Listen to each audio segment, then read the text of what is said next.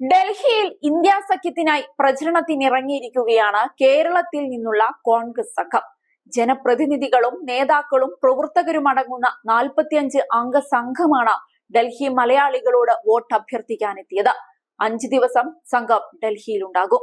നാട്ടിലെ തിരഞ്ഞെടുപ്പ് പ്രവർത്തനങ്ങൾക്കു ശേഷം ഡൽഹിയിൽ പ്രചരണത്തിനിറങ്ങുകയാണ് കേരളത്തിൽ നിന്നുള്ള ഈ കോൺഗ്രസ് നേതാക്കൾ. എന്നാൽ ഇത്ര വൈകിയതെന്തേ എന്ന ചോദ്യവും ഉയരുന്നുണ്ട്. ഡൽഹിയിൽ 10 ലക്ഷത്തിലേറെ മലയാളി വോട്ടർമാരുണ്ടെന്നാണ് കണക്ക്. ഇവരെ ലക്ഷ്യമിട്ടാണ് പ്രചരണം. KPCCയുടെ നിർദ്ദേശപ്രകാരമാണ് പാർട്ടി ഭാരവാഹികളും പോഷക സംഘടനാ നേതാക്കളും പ്രവർത്തകരും അടങ്ങുന്ന 45 അംഗ സംഘം കഴിഞ്ഞ ദിവസം ഡൽഹിയിലെത്തിയത്. നേതൃത്വം നൽകാൻ KPCC അധ്യക്ഷൻ K സുധാകരനുമുണ്ട്. ഡൽഹിയുടെ ചുമതലയുള്ള AICC general secretary Deepak Babaria പ്രചരണ പ്രവർത്തനങ്ങളെ കുറിച്ച് സംഘത്തിന് നിർദ്ദേശങ്ങൾ നൽകിയിട്ടുണ്ട്. രമ്യ ഹരിദാസ് MP-യും ചാണ്ടി ഉമ്മൻ MLA-ക്കും പുറമെ കൂടുതൽ ജനപ്രതിനിധികളും വരും ദിവസങ്ങളിൽ ഡൽഹിയിലെത്തും. കോൺഗ്രസ് മത്സരിക്കുന്ന north east Delhi, north west Delhi, Chandni Chowk മണ്ഡലങ്ങളിൽ മലയാളികൾ വോട്ടർമാർ താമസിക്കുന്ന സ്ഥലങ്ങളിലാണ് ഇവർ പ്രചരണം നടത്തുക. വിവിധ സംഘങ്ങളായി തിരിഞ്ഞാകും പ്രവർത്തനം. കേരള നേതാക്കളുടെ പ്രചരണം കൊണ്ട് മലയാളികളുടെ വോട്ട് നേടാമെന്ന പ്രതീക്ഷയിലാണ് കോൺഗ്രസ് നേതാക്കൾ. അതേസമയം അമേഠി നിലനിർത്താനും റായ്ബറേലിയിൽ രാഹുൽ ഗാന്ധിയെ വീഴ്ത്താനും കഴിഞ്ഞാൽ ഹിന്ദി ഹൃദയ ഭൂമിയിൽ BJPക്ക് ഇനിയും കൂടുതൽ കാലം വിലസാം. എന്നാൽ ഇന്ത്യ സഖ്യം അതിനനുവദിക്കില്ല എന്നതാണ് കേരളത്തിൽ നിന്നും വരുന്ന നേതാക്കളിലൂടെ കാണിച്ചു തരുന്ന ചിത്രം. 5ാം ഘട്ടം പിന്നിടുന്നതോടെ 3ാം ഊഴത്തിന് മോദി കേവല ഭൂരിപക്ഷം പിന്നിടുമെന്നാണ് BJPയുടെ കണക്കുകൂട്ടൽ. 2019 ഫലം നോക്കിയാൽ 5ാം ഘട്ടത്തിൽ വിധിയെഴുതുന്ന 49-ൽ 41 സീറ്റും NDAയുടെ അക്കൗണ്ടിലാണ്.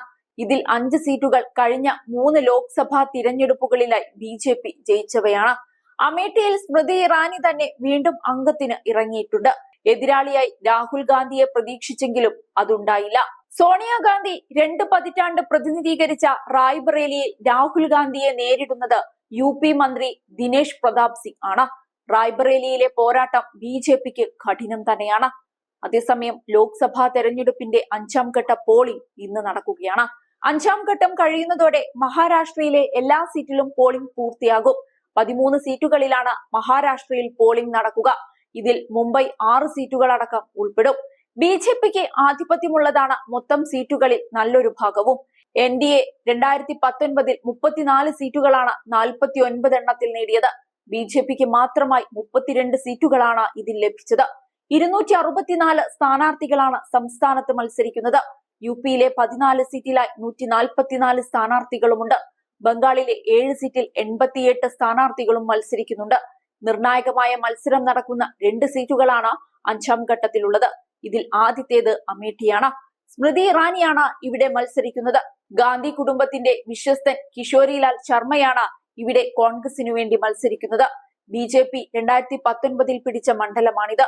കിഷോരിലാൽ ഇത് തിരിച്ചു പിടിക്കാൻ കൂടിയാണ് ഇറങ്ങുന്നത്. റായ്ബറേലിയാണ് ഇത്തവണ മറ്റൊരു സൂപ്പർ പോരാട്ടം നടക്കുന്ന മണ്ഡലം. രാഹുൽ ഗാന്ധിയാണ് ഇവിടെ മത്സരിക്കുന്നത്. BJPയുടെ MLC ദിനേശ് പ്രതാപ് സിംഗ് ആണ് ഇവിടെ രാഹുലിന്റെ എതിരാളി.